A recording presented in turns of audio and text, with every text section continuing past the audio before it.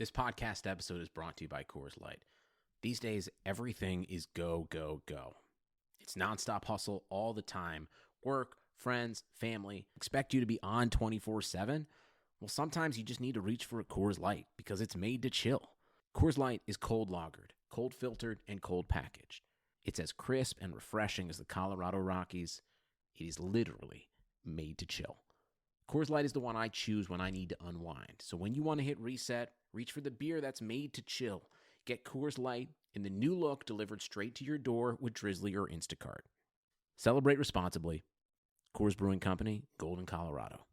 Hey there, my name is Ricky Smith, and I'm the founder of Random Acts of Kindness Everywhere, a nonprofit that simply does exactly what it says: promote kindness everywhere. We know the world is crazy right now. If you are searching for a podcast that has a deeper conversation about race, my co-host Angel Gray and I will be discussing everything going on right now on our podcast, Random Acts of Podcast, on Blue Wire Podcast Network. To find out more, go to rakenow.org. Enjoy the show. The Timeline is a Blue Wire podcast. As much as we want to get back to playing basketball, there's still a number of issues in our social structure that need attention.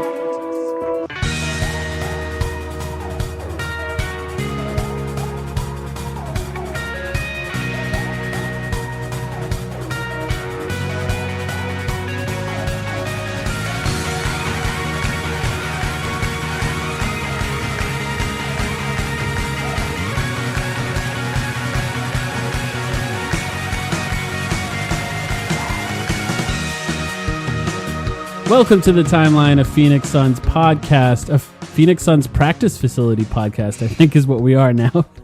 My name is Mike. I'm here, as always, with Sam. Sam, how are you doing? I am doing very well. Thanks for asking, Mike. Excited to talk to our guest today, who I technically already spoke to today because I recorded a podcast with him about 12 hours ago. And that is, well, you can do the introducing. You are the host, after all. Should we just run that podcast in the middle of this podcast? Yeah, we're joined today by host of the Locked On Suns podcast, writer at Forbes, New Times, Bright Side of the Sun, a whole bunch of other places. Brendon Kleen. Brendon, how are you doing? I am doing really well. It's actually, I always enjoy talking to Sam, so it's fun. And you, Mike, but you know, we did invite Sam this morning, so I gotta give him credit. He did come on our show. I appreciate that. It's fun to have some Suns stuff to talk about. It's fun to like get in the rhythm of chatting with other Suns fans for the first time in a while and trying to remember like how many points per game this player averaged, all this stuff that I just had on the back of my hand, like the back of my hand for a while. And it feels like I don't even know. It feels like another galaxy to go back to paying attention to the NBA, but also I guess an exciting galaxy. I don't know, but I'm doing well. Yeah, I go back and forth from thinking it's really important and thinking it's not important at all. Like, as with everything, yeah. Exactly. Sometimes I'm reading stats and I'm like, what am I doing right now? I spent about an hour and a half watching really bad Obi Toppin defense highlights today.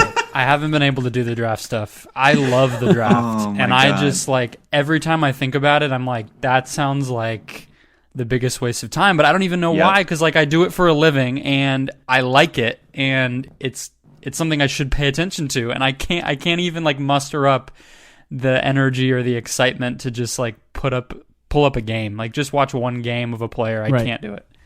Yeah, I appreciate that you enjoy it because I don't. I don't enjoy it at all, Brendon. So credit to you. I have not found the strength to do that yet, but I do think it's funny. Like, basically, this past week was the first time since the return was announced that we've had light at the end of the tunnel. Like, the NBA is confirmed to be coming back. So what Mike was saying a second ago, like, suddenly I'm rememorizing all of these stats too. Like, how many times have we thrown out that one stupid lineup with the plus 20 net rating or whatever in a couple hundred minutes? Like, this small sample size in the past week, all of it is flooding back to us. And this is the type of stuff that we're going to hype up for the next 7 weeks. Ultimately with a strong chance that the Suns don't come so hot out of the gate once they do have 8 games to play, but we'll see. Who is going to come hot out of the gate? I wonder. That's actually an interesting concept. Jokic. Yeah, Yes! Jokic only. I don't know. Is he going to be used to that? Is he going to be used to it? It's a whole different body for him. I don't know. Some people, I saw there was one article that was like, is he bad now that he's skinny? Like, we all remember Kevin Love. Like, Kevin Love got better. That he might be slightly worse at rebounding. Isn't that kind of what happened to Kevin Love? Turns out being an athlete and being like in great physical shape go hand in hand. It usually works. Somebody tell Dario Saric that. I'm so surprised this came up so early, actually, because in our hastily created outline, Mike wrote down a bullet point that says, important, Jokic is skinny, parentheses, discuss for 40 minutes. Because it's just like, that's where we're at in the NBA news cycle. The where NBA news of the day. Yes, it was the NBA news of the day. Nikola Jokic drops 50 pounds. Really, and the bomber jacket, too. Really pulling off the new style. Yeah, I what I thought was funny is it was back-to-back Luka Doncic's fat and Nikola Jokic is skinny news cycles, which for people who like to sort of lump every European basketball player into one bucket, they're really confused right now because how are they going to decide which stereotype to use? One of them got bigger, the other one got skinnier. I have a feeling Luka Doncic is fine, by the way, but it will be interesting to see Nikola Jokic and how good he is. I don't know, do the Suns even play? I don't have the schedule offhand here. Do the Suns even play the Nuggets? I hope not. Don't believe they do. I don't think they do either. So at least we don't have to see that because Jokic kind of works the Suns every time they play. Brendon, you just wrote an article. Speaking of centers, you just wrote an article for Bright Side of the Sun about DeAndre Ayton, how he's kind of the key for the Suns returning. Talk about that article a little bit. What was the real conceit of that article? It's just the guy that I've been most focused on. It's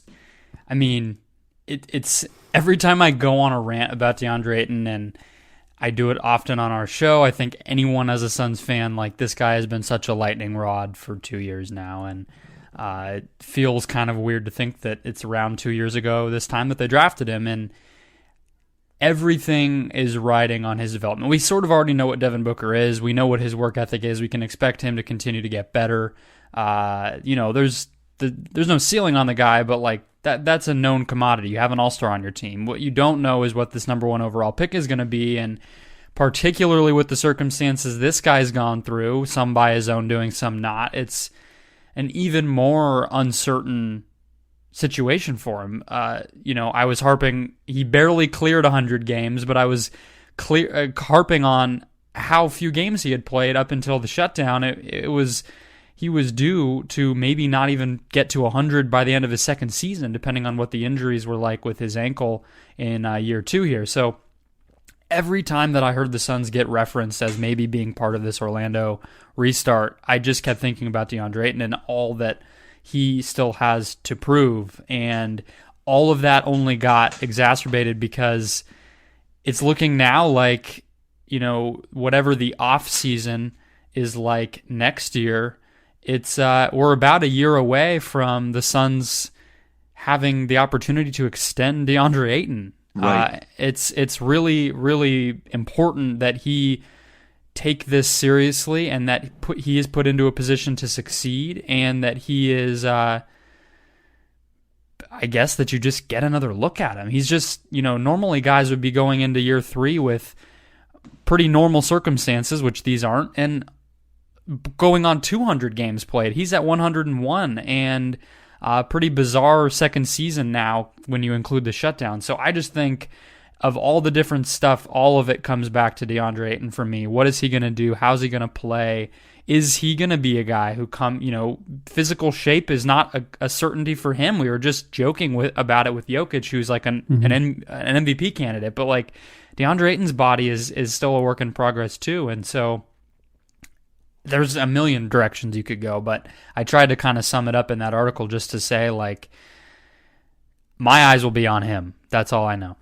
Mm-hmm. I'm really glad you brought it up, and you touched on it, but I want to read out the full quote, because what stuck with me reading your article is a quote. It's near the end of the article, and it says, it can be easy to forget amidst all the other bigger questions swirling around the NBA right now, but a shortened 2020-21 season would mean Ayton is, as you said just a second ago, Brendon, less than a year away from being eligible for a maximum contract extension and the big payday that he said he dreamed about, end quote. Remember, he always talked about how his goal, and people blew this out of proportion, but his goal was to get to that second contract.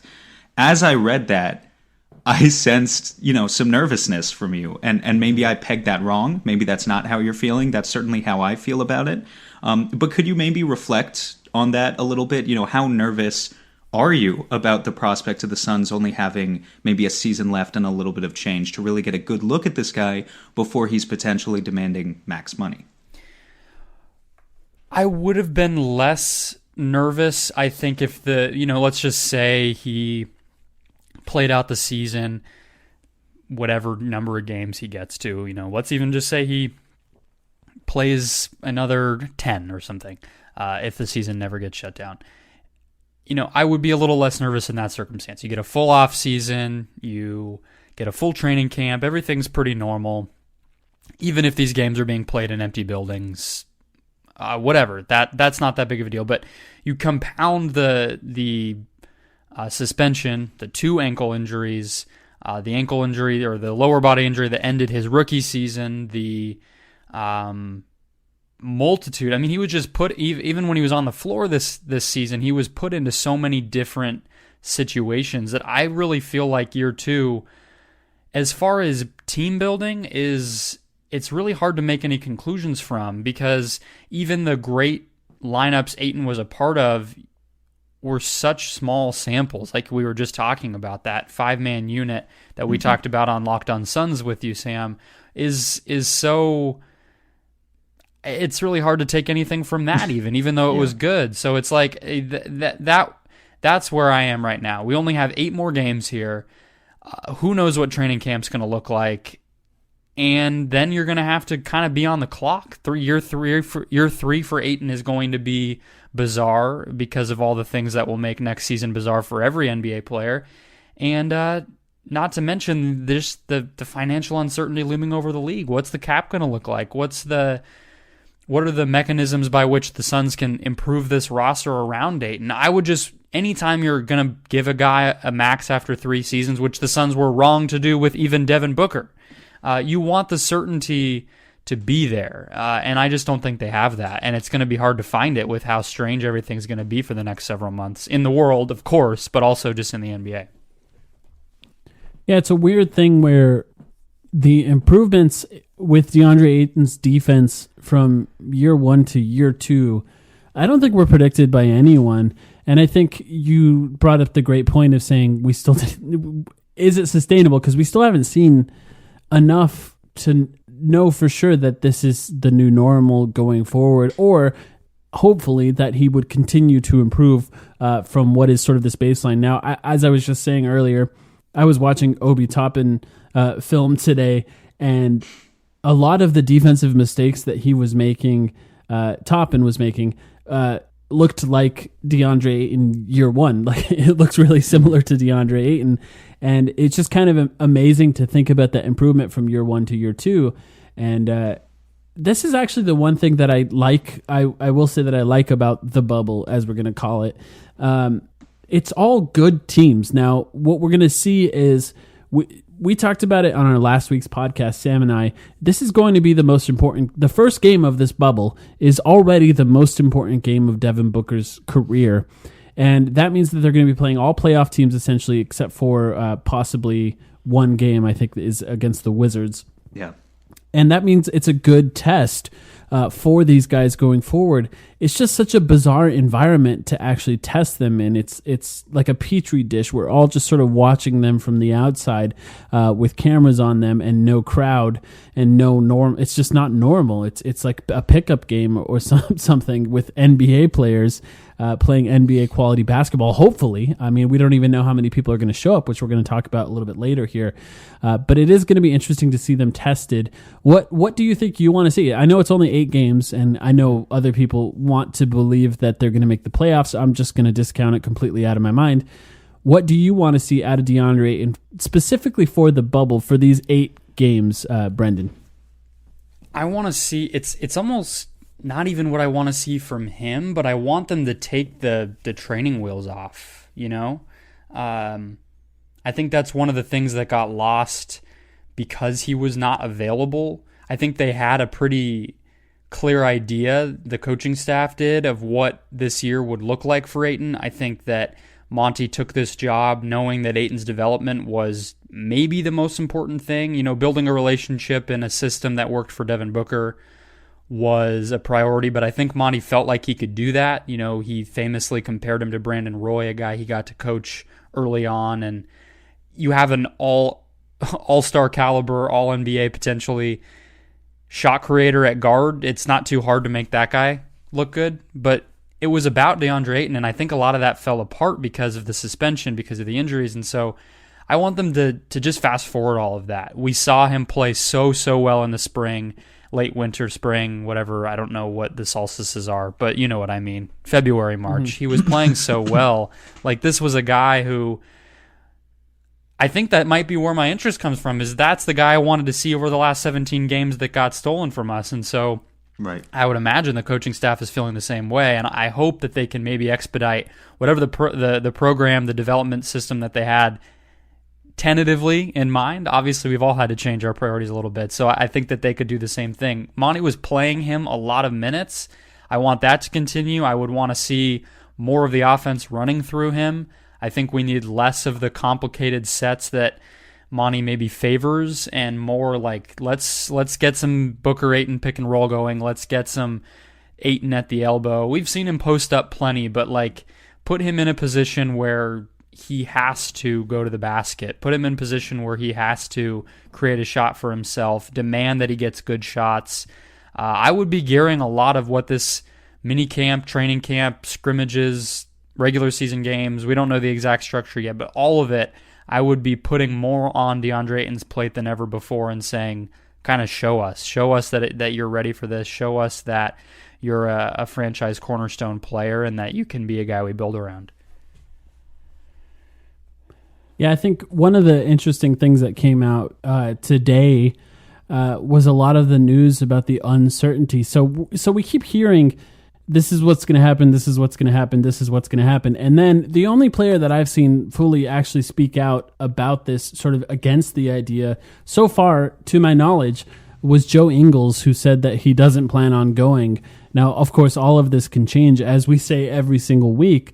But now there was some actual reporting done that says that some players are unsure of whether or not they want to attend. And I think there's two reasons that were reported. The main reason that I think that was reported was they were just unsure about the ability or the inability to leave for as long of a time as it may be for a lot of the teams that are there. Less time, of course, for the teams that don't make the playoffs, and a long time for the teams that make it all the way to the finals. And then there was also some reports that some players don't like the idea of it slowing down the momentum of protests of the Black Lives Matter movement, which I think is kind of an interesting concept to think about, just sort of adding some more distractions into the media, and then players who bring a lot of spotlight onto that movement now moved somewhere else where they can no longer bring that sort of spotlight onto that movement. Something that was reported is the time frames that teams would be required to be there. They said 6 teams would be eliminated after 35 to 40 days.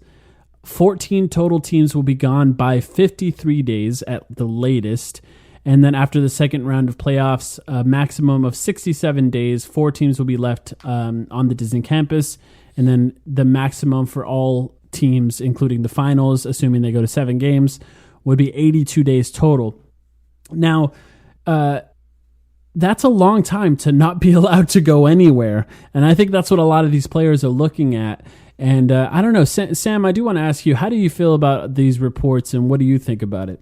I think actually in the past week since the original announcement, or I guess it's been probably 2 weeks since we knew they were going to play in Orlando, probably, right? Like the rumors started coming out around 2 weeks ago. And, you know, I know this is a basketball podcast first and not really talking about current events, but it's just impossible not to tie the two together right now. So I would want to make the point that today, June 12th, Florida, the state of Florida, counted over 1,000 new coronavirus infections, which is an all-time high for them compared to what it's been for the past 3 months.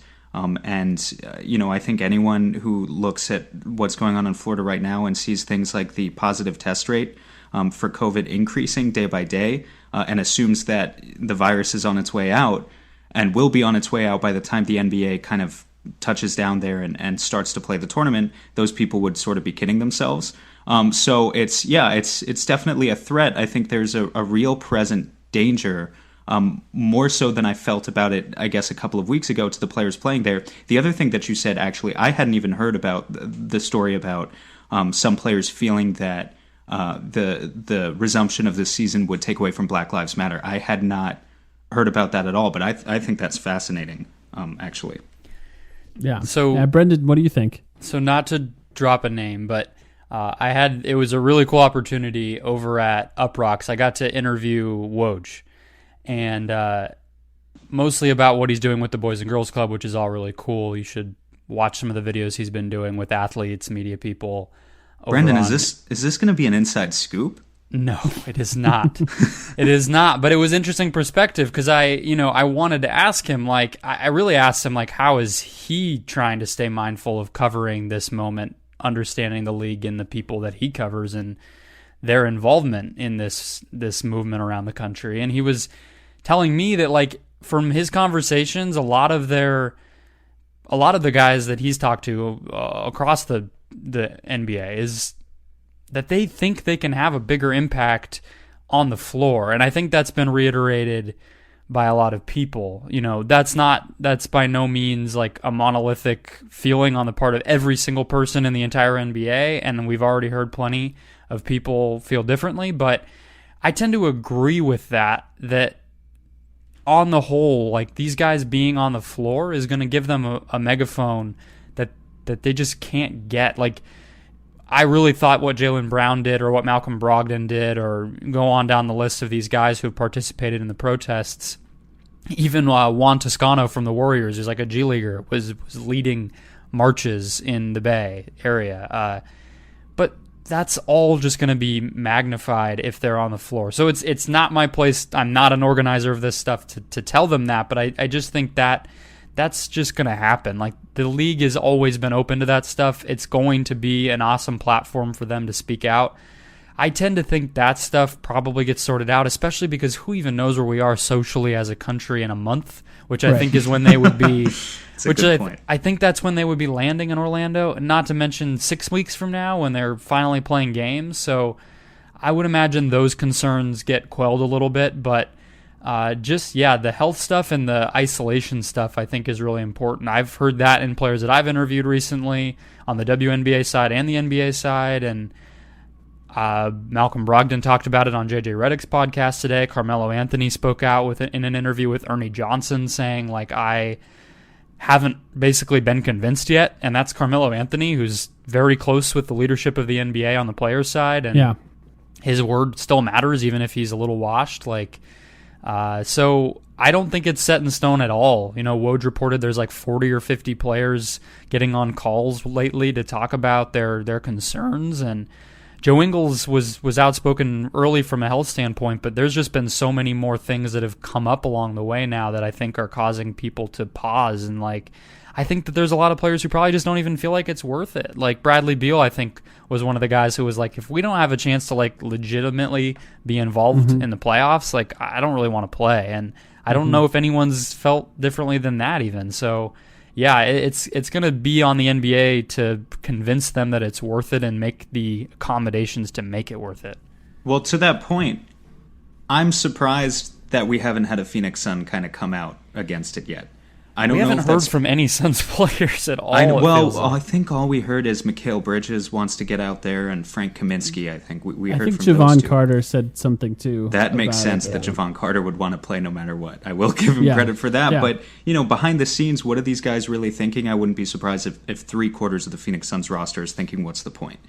So maybe we're the ones who are kidding ourselves if we don't think that's going to reflect in their play. I don't know. But we have no way of knowing that, really. Do you think that Devin Booker's going to take Kendall Jenner with him? They can take. I think they can. You have to make the playoffs to get your family to be able to come. So maybe that's extra pressure for him. Yeah, no visitors allowed for is no it 7 playoffs, weeks? no Kendall. Yeah, no playoffs, no Kendall. No exactly. playoffs, no Kendall. Truly the highest stakes in Devin's career. I am actually really interested though in Booker's thoughts on I mean, everything. He hasn't even posted on social media in weeks. The guy has been radio silent. Yeah, it just links to a Call of Duty stream. That's really all I ever see from him now. And he doesn't seem to be talking to any media. He hasn't taken part of any of those Suns sponsored Zoom calls either. I imagine that'll be coming down soon. I think these guys got to start talking soon. It seems like a lot of the players are just sort of excited to get back to normal, as far as whatever normal is for them. There's an argument to be made that they could potentially have the safest possible workplace that there is, as people are going to be tested, essentially every single day. That's better than my work. That's better than most people's work. Yeah. I want to ask you, Brendon, you have been in the locker rooms. You've sort of been there around the players, up close and personal. Would you go if you had the opportunity to go to Orlando? Yeah, to the bubble. Well, I luckily this is not a decision I would actually have to make because I won't have the opportunity to go. But right. But I mean, this was already something I was thinking about when we thought we were going to be covering empty stadium games. Right. There was that week where it was like, okay, the Bay Area and Ohio have basically forced the NBA's hand. These games are going to have to take place in empty arenas. Like, should I go? Would I go? Is it worth it? I would probably trend toward yes, because again, like, I wouldn't get to be tested every day, if in that situation. Although it sounds like the media who are going to be allowed into the actual bubble are, which is very fortunate for them. But it's the NBA. Like, I think that's what a lot of players have come back to. Like, Damian Lillard was one of the guys who was pretty outspoken early on of like, I'm not sold on this whole idea. But even he gave an interview to Vanity Fair today and was like, I trust the league. Like, they're not going to ask us to come back into a situation where it's legitimately unsafe for us. Individuals can make their decisions in whatever way they want to, but it's kind of a gross thing to say because it highlights the discrepancy between all of us and all of them. But it is true. Like, these guys are entering, besides maybe the White House, like the safest work environment in the country. So, we're asking we're asking people to go into far more dangerous circumstances than that. And it's kind of like, what's the end in sight? Because I don't think 2020-21 season is going to be this safe haven of non-coronavirus NBA games. So, if that's kind of where you draw the line, then like, are you retiring? I don't mean to be blunt about it, but it's like, I don't know what the kind of answer is there. Yeah, I think it's a complicated thing. We're going to take a quick break right now to hear from our sponsors here, and then when we come back, we're going to talk about what this means and how people are going to view this bubble in the future. We'll be right back. There is no shortage of action going on at our exclusive partners, betonline.ag. Sports are slowly making their way back, and BetOnline is leading the way with the best odds and lines for all UFC, NASCAR, boxing, and soccer matches. And if you need even more, they have simulated NFL, NBA, and UFC simulations all day, every day, live on their website. Looking for something else other than sports? BetOnline has hundreds of casino games, poker tournaments, and prop bets to check out. Visit betonline.ag and use the promo code BLUEWIRE for a free welcome bonus. That's one word, BLUEWIRE. BetOnline, your online wagering experts.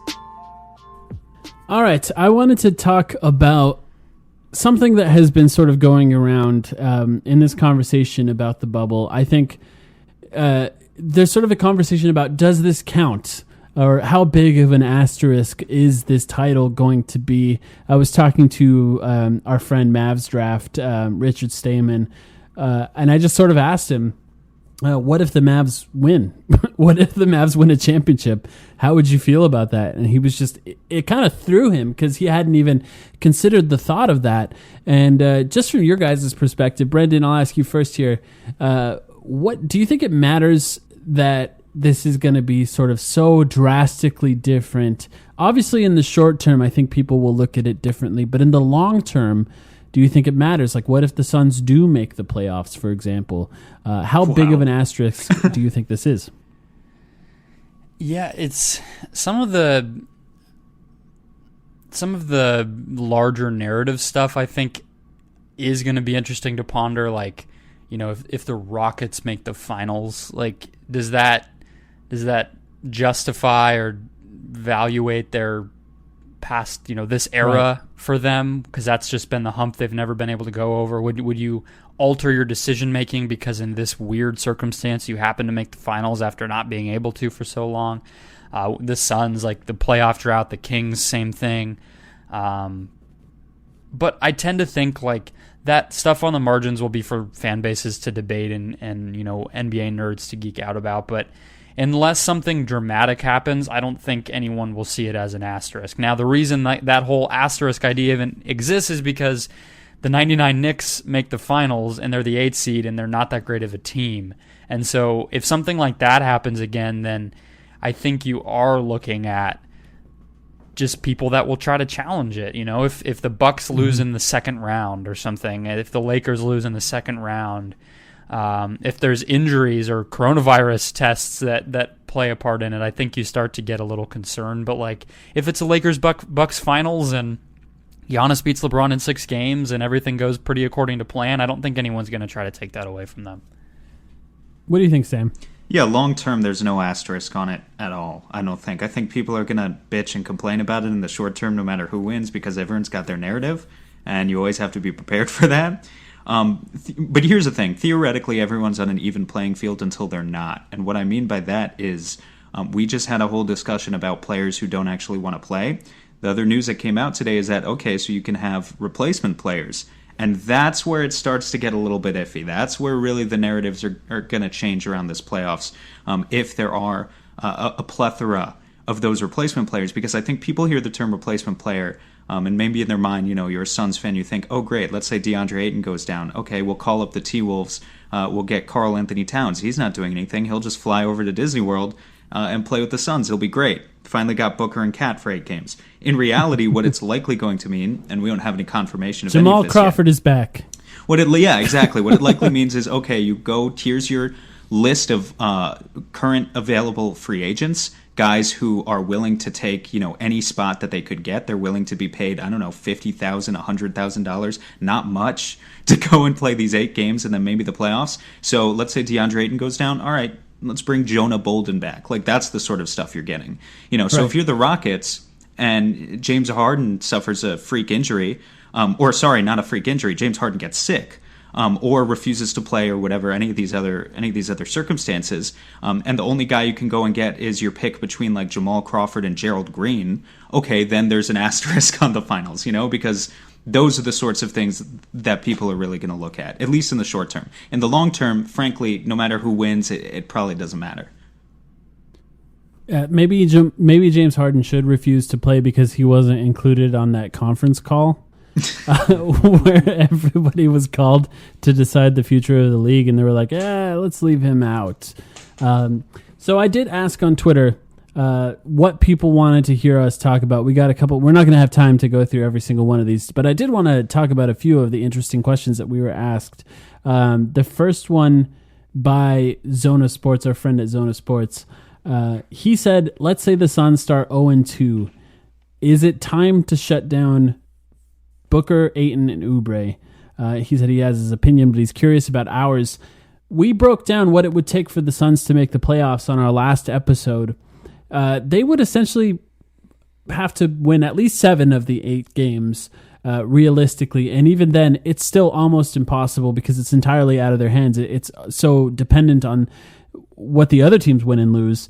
So an 0-2 start would essentially be the end of their playoff hopes for all intents and purposes. Brendon, what do you think? Do you think that they would shut down, or even more importantly, do you think they should shut down Devin Booker, DeAndre, and Kelly Oubre, assuming they do start 0-2? I think this is actually something that my mind was going to when we were talking about DeAndre Ayton and putting him in position to succeed and what the priorities are generally. Like, to me, Monty Williams isn't going to let any of that happen. I just think, as crazy as things have gotten since October when this guy first laid out his vision for coaching this team and how every day was going to be, a stepping stone in instilling a professional culture here. We saw that, I think, even though they were a very inconsistent team. his steadiness was there. I don't think he is going to allow this, no matter how crazy it is, no matter how bad of a start they get off to get derailed. I think he's going to have a program, a vision for what this this month-long stint in Orlando is going to look like, and he's not going to veer from that, and I think that's why I tend to think just in general that they're going to operate a little bit more patiently than I think a lot of other people do. I know Sam's been referring to it as elimination games every single time. Obviously, it is that. If they don't win them all or close to it, they're out, but I think that this is more of an opportunity that you're playing 8 games that 8 other teams in the NBA aren't getting to play, and how do you want to operate from there? So I don't think an 0-2 start or 2-0 start would really change that. Sam, what do you think? Yeah, I think Brendon's right in a lot of respects. If we're talking about what Monty probably wants to do, Monty is a big culture guy, and as a big culture guy, he's going to want positive momentum going into the offseason, assuming that you kind of accept the idea that the best 6 or 7 players on this roster are actually your core going forward. Now, what I would personally do, I wouldn't completely shut them down, but as Brendon referred to, I do consider these elimination games. So I think you start out in game 1 with an 8-man rotation. Ricky Rubio, Devin Booker, guys like that, DeAndre Ayton are going to have to play heavy minutes, maybe 36, 38, even 40 minutes per game, especially in that backcourt without having any depth. If you actually want a chance at the playoffs, I think that's where you have to start. And then let's say they go 0-2, like Brandon, Zona Sports said. Then I think at that point you scale it back a little bit. You say, okay, Ricky's going to play 28 minutes tonight. Devin's going to play 28 minutes, something like that. We're going to scale it back. We're going to reduce fatigue, but they're still going to play. You still want to toy with those lineups. I think what it gives you the freedom to do, if you're accepting at that point that you're eliminated, is it gives you the freedom to do things like increase Cameron Johnson's usage or increase Mikal Bridges' usage. Obviously DeAndre Ayton as well, but we've already spoken plenty about him this episode. So, to do things like that. And at that point, if you want to bring the rotation back out to 10 or 11 guys, a little bit more normal, that's fine too. So that's personally what I would do. Like Brendon said, though, wouldn't be surprised if Monty just kind of sticks with a solid rotation 8 games through no matter what happens. Yeah, I think two answers for me. They won't. I don't think they will. Will they do that? No. I just think you're right. I don't really have much to add to what you guys said. I think it's more of a culture thing than anything else. They don't want to be complacent with losing, and I think you have to sort of set an example with your star players as much as you possibly can.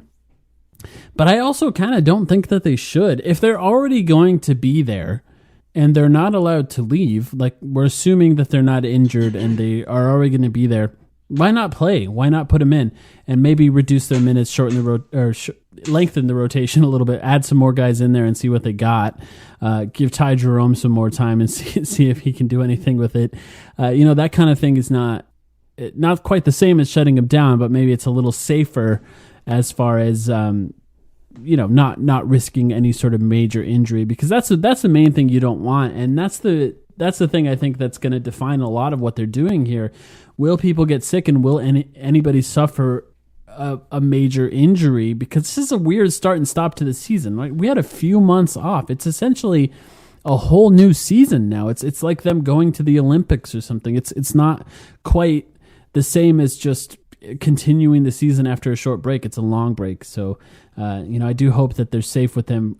That should be their main priority. We got another question, I think, from Cody James Hunt.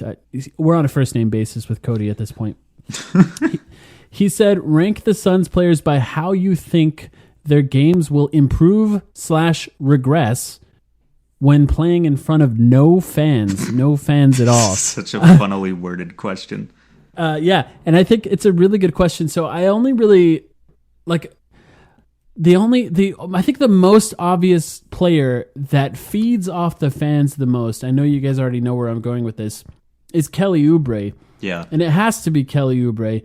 And you would imagine that it would affect his game the most, but it's impossible.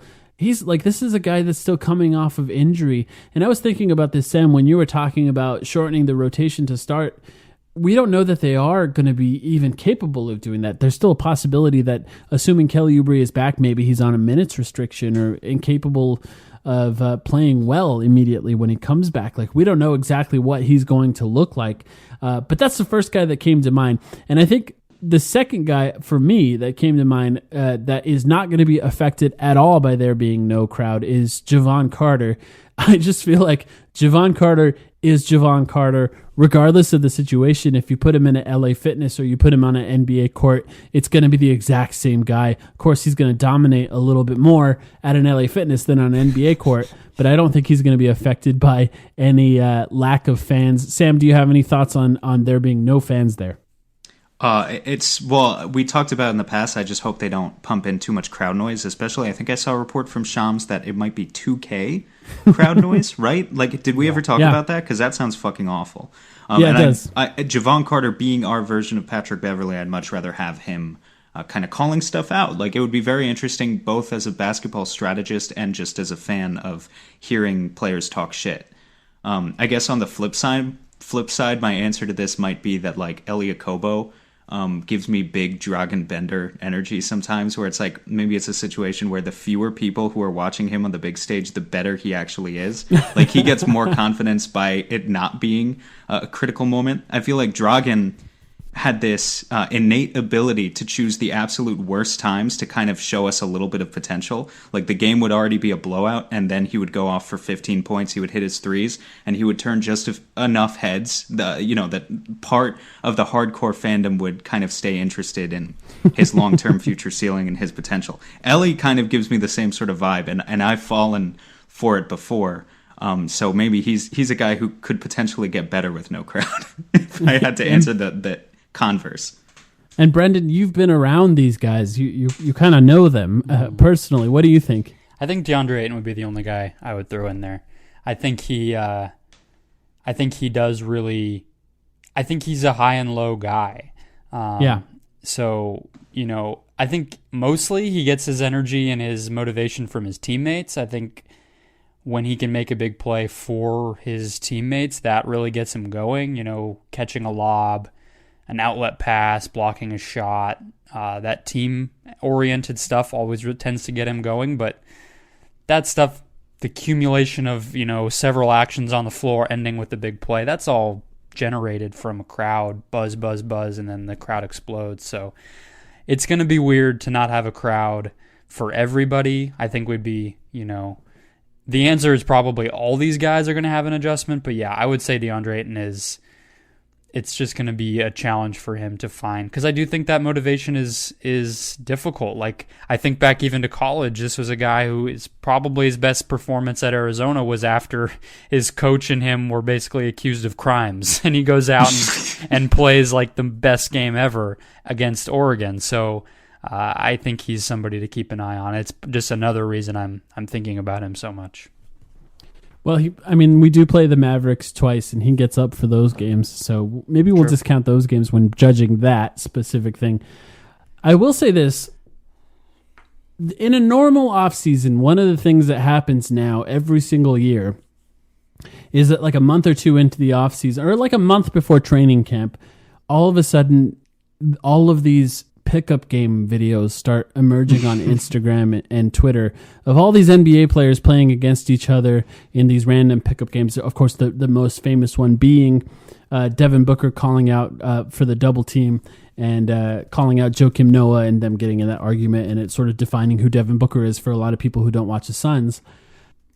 But we've all watched those videos, and one thing that happens in every single one of those videos is Devin Booker is talking shit constantly, like the entire time. And I think the lack of crowd is one of the reasons that he does that. We know he has said it, that he talks to himself to hype himself up, but clearly he likes to also humiliate other players offensively as much as possible, and that means layering it on as much as possible with the talking shit. And I think that's really one of the main reasons why they're going to amp up the fake crowd noise.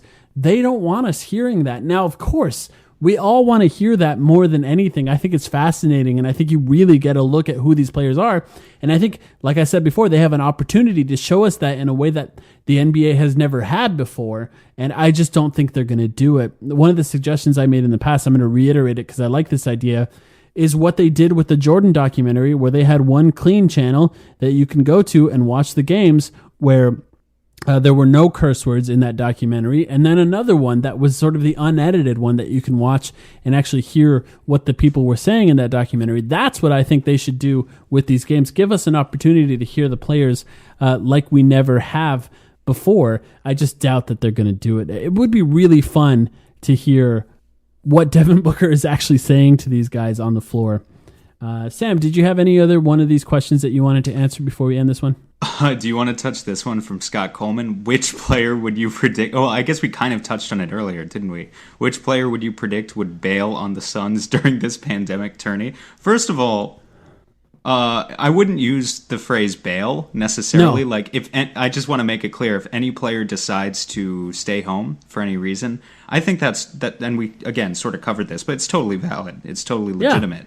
Yeah. That being said, do either of you guys want to touch it? I interpreted the question as which player would leave the bubble and go do something stupid. Like a Frank Dennis Kaminsky. Rodman.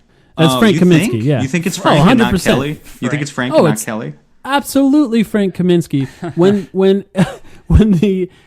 When Arizona first declared a state of emergency, the Scottsdale bars were still open for another few weeks, and something that emerged on Reddit was a photo of Frank Kaminsky surrounded by people in a Scottsdale bar. This was when the coronavirus had already hit in Arizona. So if I had to pick anybody, it would be Frank Kaminsky. I love that this is also a person who got the police called on him for playing music too loudly while he recovered from an injury.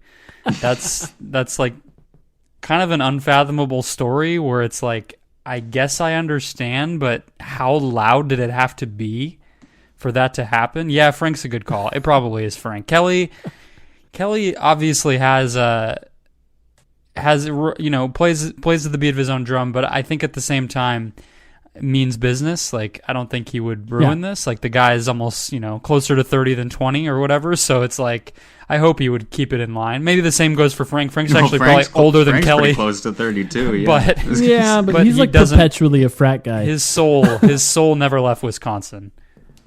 Exactly. He's got that in his blood. But I will say, from the other perspective, the way I interpreted it was the same as how Sam did. Will any players not go? I really don't think so. I have a feeling the Suns are they're the 22nd team of the 22 teams, right? They're just kind of happy to be there. I think they're lucky to be there. The Wizards are. No, the Wizards. I guess that's 21st. true. Come on, man. 21st of the 22 teams. They barely made the cut, right? It was either going to be 20 or it was going to be 22. So they barely made the cut. And I have a feeling a lot of the guys are looking at it as the way that Mikal Bridges said that he was looking at it, which is just, I'm just excited to get another chance to play basketball because they're bored. I think they're probably really, really bored. And, I don't know how much faith they have in the league the way that sort of Damian Lillard does. But I don't know that I would either personally, to be 100% honest. But, I have a feeling that they're all going to show up and obviously they're going to bring some other guys from the G League along with them because they get 17 players was the last number I saw. A couple extra. So like they could sign a couple free agents, they could bring back Jonah Bolden, right? They could bring in Marshawn Brooks if they finally wanted him. I don't think he's signed to a team right now. All sorts of stuff they could do. Jamal Crawford, of course. How could we possibly forget? Longtime friend. Yeah. Maybe they should because I'm not sure I don't know. Do the Suns have any older coaches? They don't really. No, they have a pretty young coaching staff. What's his name? I feel bad that I can't remember it off the top of my head. So this is exactly what I'm talking. I could have named you every assistant coach, and now I just can't even. The guy that Monty pulled from New Orleans, who was like a Nets scout for a while. Oh, yes. Oh, my God. I don't know why I can't think of the guy's name, but he's in his 60s or something. Well, now we all look stupid. Way to go, guys. Get Jamal Crawford on the bench to is it Randy Ayers? Yes, that's who yes. It is. Yes, okay. He's pretty old. He was actually, he was like a head coach at one point, like 25 years ago in the NBA, so he's been around, but it's another can of worms, but to give my answer on the other who might not go, I do think I wouldn't leave the fact that Kelly said in He said to me when I interviewed him about his clothing brand, he said to Cam Cox in an interview on the NBC affiliate here that he was unsure, and then the owner goes out to say that he's going to play. Yeah. I wouldn't stop keeping an eye on that, and that's interesting. I think that's something where I'm not saying Kelly's not going to go to Orlando. I think he'll go because even if he's hurt, I think he would want to be there. But just broadly, that's something to think about because that was a really weird series of events. Yeah, I completely agree. I think I've been talking about it on Twitter for a while here. There's been no official report that we actually don't know for sure that he's going to be there. No. And the team didn't announce the guy's surgery until they got the all clear. I think it was pretty clear that he was going to get second and third opinions. Exactly. I'm not reporting that, but that's just reading between the lines. He was injured for a long time before they made anything official. And they still haven't released a press release that about his status. So it's weird. I think that this is just sort of continuing the tradition of players actually trying to take their health more into their own hands, a la Kawhi Leonard, for example, or Kevin Durant. Kevin Durant's been out longer than anyone else with his injury in the last 10, 15 years, I believe. I saw the reporting, and he's just saying, no, he's not going to play yet. And I think it's right for these players to want to do that. So if he does come back, I know that it's going to be his decision and hopefully the right decision there. So, all right, Brendon, thank you so much for joining us. This has been a great conversation. We appreciate you finally coming on to our podcast. I know that some people were asking to hear us talk a little bit more about what we have dubbed the Valley Boys lineup. I do think it still needs a better name, if we can think of a better name. And I know Sam joined you on the Locked On podcast to talk about that lineup. So make sure to listen to that if you want to hear more conversation about that specific lineup. Is there anything else that you would like to plug, Brendon? No, too much random stuff.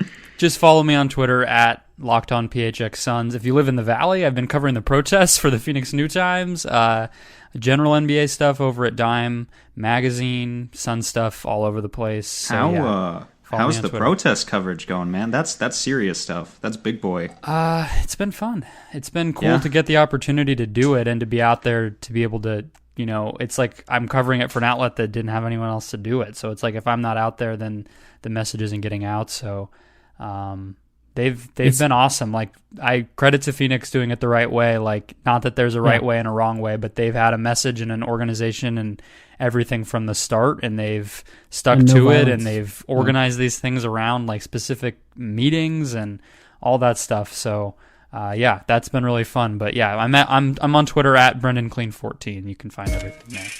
Yeah, definitely follow Brendon. We appreciate you coming on. Hopefully we'll have enough to talk about in another episode next week. We will see. Yeah, we never know anymore, but thank you everyone for listening.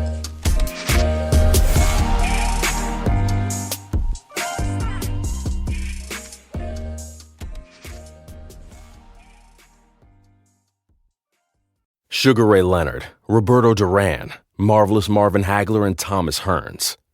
Legends, whose four-way rivalry defined one of the greatest eras in boxing history.